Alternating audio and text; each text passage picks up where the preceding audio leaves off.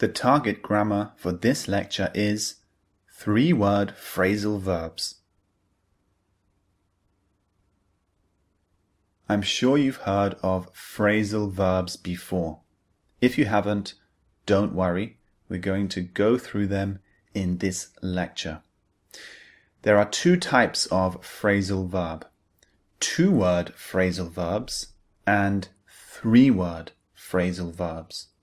We're going to go through 3-word phrasal verbs right now. Let's have a look at the meaning first. Look at this example. I really look up to my boss.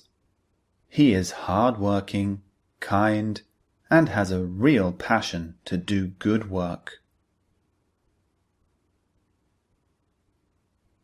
Look up to is a 3-word phrasal verb. What does it mean? 3-word phrasal verbs express a meaning using a verb, an adverb, and a preposition. Look up to means respect and admire. So notice we have the verb look, the adverb up, and the preposition to.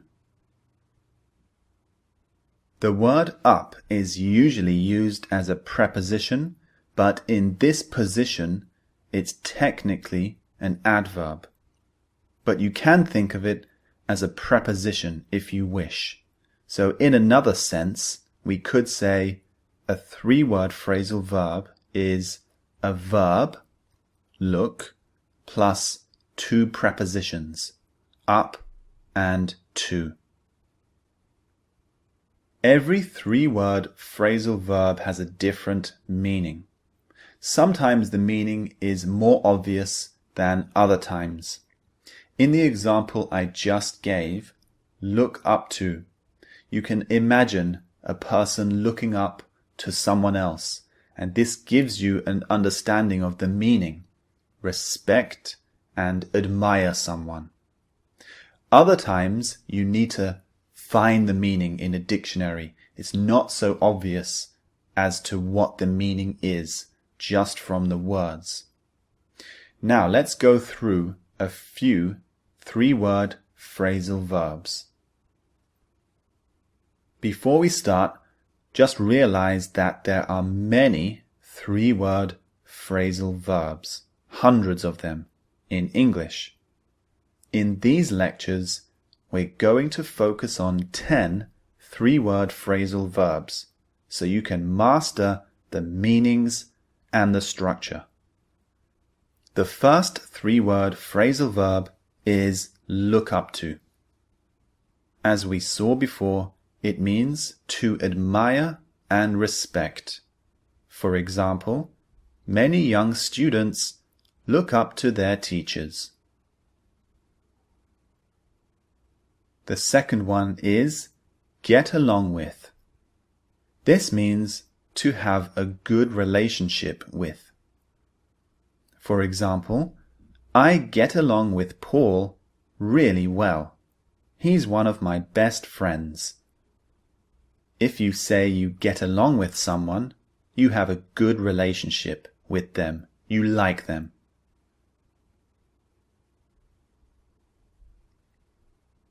Here are a couple more. Do away with means to abolish something. The government is doing away with a large number of jobs. This means the jobs are going to disappear. They're going to get rid of the jobs. The next phrasal verb is get away with. This means to escape punishment. The boy got away with cheating on the exam, even though there were several witnesses. So the boy escaped punishment after cheating on the exam. 2 more here. Walk out on means to abandon. I can't believe one of my best workers walked out on me. I'll never find an equal replacement. So one of this person's workers abandoned him. He left his job. Run out of means to finish the supply of something. I'm running out of patience with these children. They won't stop screaming and shouting. This person's supply of patience is almost finished. So he or she is becoming angry. Here's another couple. Come up with means to produce something, usually an idea, a suggestion, or money.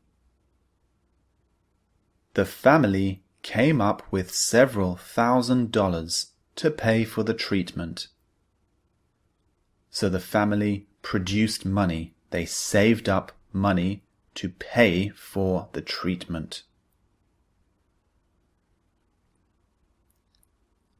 Put up with means to tolerate something bad. The poor teacher has to put up with this kind of behavior every day. So this teacher has to tolerate this behavior. From the meaning of this phrasal verb, we know that this behavior must be bad.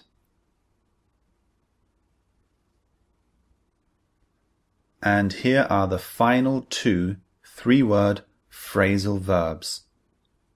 Wake up to means to become aware and recognize something. Many people are waking up to the dangers of a diet high in sugar. This sentence means many people are becoming aware of the dangers of too much sugar. And live up to means to fulfill expectations, promises, etc. The president lived up to his promise of reducing poverty in the country. So the president fulfilled his promise.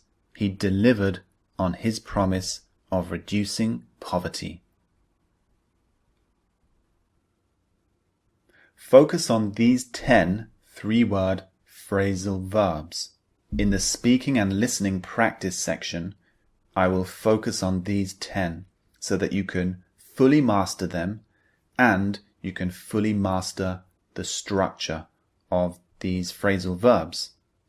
Then when you master the structure, you'll start to notice them more in your reading and your listening, and you'll start to understand how to use them. So just focus on these 10 first. Now move on to the structure. I'll see you there.